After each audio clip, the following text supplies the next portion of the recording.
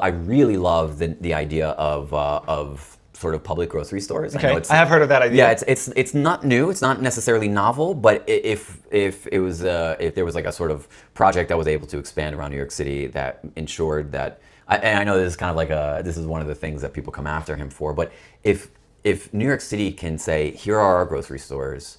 We're going to leave the door open for Whole Foods and Trader Joe's and our locally privately owned grocery stores. That's great. But what is important is that if the price of an avocado goes to $10 a piece, or in my grocery store, in my neighborhood, in Flatbush. So we're not talking about, Williamsburg. We're not talking about the Upper East Side. We're talking about Flatbush.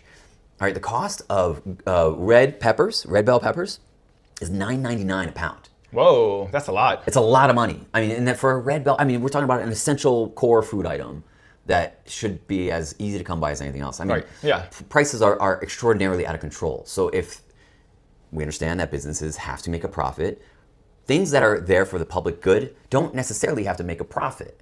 They can just serve a public good. Inflation and affordability in grocery stores, not just in New York, across the country, Yeah. right?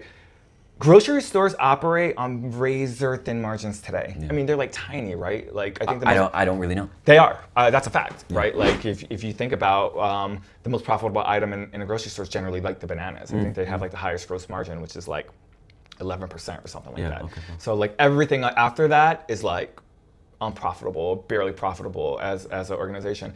I don't understand how someone's going to come in and say that I'm going to open a city-ran grocery store and lower prices. How are you going to lower the prices across the board for lower margin items? Yeah, well, listen, people have to buy food because people have to eat. And the cheapest option that we have is to go to our grocery stores and buy our food. We're not talking about going out to restaurants and going out to the deli and getting food that way. That's obviously way more expensive. If you are a privately run grocery store, you have to stay in business. Right.